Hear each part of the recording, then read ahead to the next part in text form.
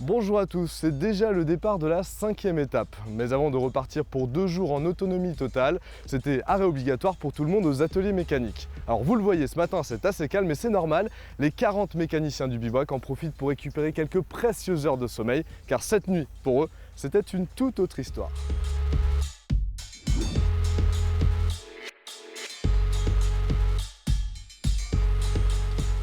Il est très occupé, le mécano, donc on attend notre tour.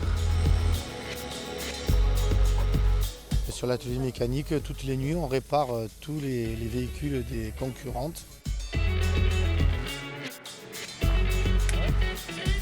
4 ateliers de mécanique. Il y a beaucoup de travail pour nous, puisque ça fait 2 jours qu'elles ne sont pas rentrées.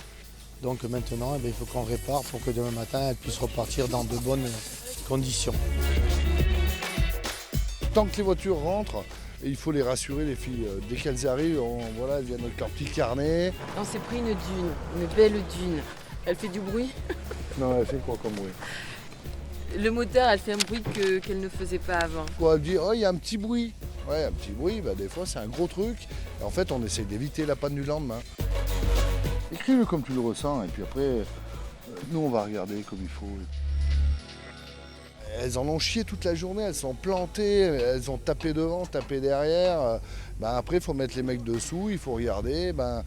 Il n'y a rien, RS. Après, on a des problèmes des fois plus importants, donc il faut quand même regarder. Moi, je connais rien à la méca. Franchement, il m'aurait fallu peut-être 2 ans encore de plus pour faire un stage méca. Donc, c'est pas moi qui vais entretenir ma voiture. Donc, effectivement, le fait d'avoir des mécanos sur le rallye, c'est super important et c'est super rassurant. On commence à partir de 18 h jusqu'au lendemain, 5 h du matin, 4 h, tout dépend quand on a fini toutes les voitures qui sont rentrées au parc fermé. C'est génial, hein, c'est super qu'ils soient là. Et d'ailleurs, moi, je leur dis un grand merci pour le travail qu'ils font là, parce qu'il y a des voitures, des fois, qui arrivent dans un état lamentable et puis qu'ils arrivent quand même à remettre en état pour le lendemain. Donc, c'est super. Elles nous chouchoutent et même sur les carnets, elles nous mettent les mécaniciens, vous êtes géniaux et ça fait plaisir. Je les adore. Je les adore, je les embrasse tous et merci encore à eux tous pour ce travail génial qu'ils font. Et aujourd'hui, on s'intéresse à la catégorie des crossovers. En voici un justement, il y en a 4 sur le rallye. Et en les comparant à un vrai 4x4, on voit tout de suite qu'ils n'ont pas les mêmes capacités de franchissement. Ils évoluent donc sur un parcours adapté, mais il faut malgré tout bien savoir les piloter.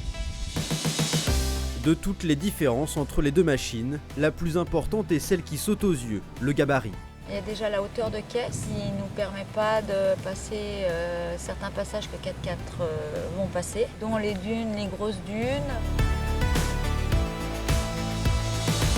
Ça nous impose de fait de faire des gros écarts sur la gauche ou sur la droite en fonction du relief et de pouvoir revenir très vite compenser notre écart. Sinon, on a des écarts de cap qui sont vraiment conséquents. Plus de navigation chez les crossovers que chez les 4x4 et donc plus de pilotage également. C'est quand même un petit karting, on a quand même cette sensation de bonne conduite. Parfois on se fait des petites frayeurs parce qu'on ose des choses qu'on ne pensait pas pouvoir oser. Si le 4x4 est plus puissant et plus impressionnant que le crossover, on peut rapidement devenir adepte de cette dernière catégorie.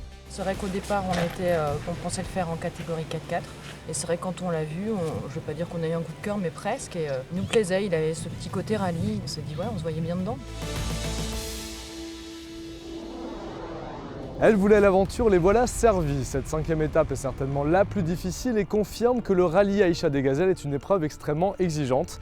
Après 7 jours de désert, toutes prennent conscience qu'il y aura un avant et un après rallye.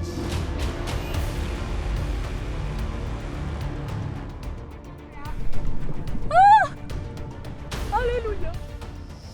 C'est vraiment dur. Plus on avance et plus je suis épuisée. Je suis vraiment épuisée.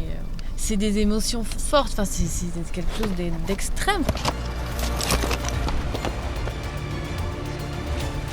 On dort 4-5 heures par nuit et qu'on passe 12 à 15 heures sur la route et que c'est pas facile. On part le matin, c'est 6 heures, ouais, on rentre, il est presque 20 heures. On a passé plus de 12 heures dans la voiture à conduire, naviguer, c'est super physique. Je l'ai déjà fait. Je crois qu'ils ont monté le level d'un petit cran. On arrive un peu aux limites des moments. Quand on veut vraiment tout faire, j'avoue, on arrive aux limites. C'est pas des vacances entre guillemets sous les cocotiers, pas du tout, mais c'est bien, ça apprend pas mal de choses sur soi. Tout est exacerbé en fait. Les sentiments, les sensations, les joies, les peines, tout est vraiment de l'ordre des montagnes russes. On va chercher au fond des tripes ce qu'on a pour pouvoir avancer. C'est pas tout le temps facile, mais on y arrive, on s'en sort, on trouve des solutions. Je me disais, les filles, elles exagèrent quand elles parlent du rallye, celles qui l'ont fait, etc. Mais il se passe un truc, quand on va sortir de là, il n'y a aucune situation qui sera impossible. Mon gilet depuis hier, non avant-hier, je le regarde autrement. Alors qu'au départ, c'était sérieux.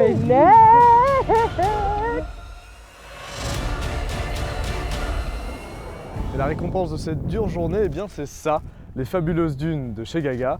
Ce soir, les gazelles vont dormir dans ce joyau du désert, pas seulement pour le contempler, mais aussi pour le traverser. Ça sera demain matin aux premières lueurs de l'aube. En attendant, toutes les gazelles se préparent pour profiter de cette dernière marathon. On leur souhaite une très belle soirée et on se retrouve demain. Bye bye.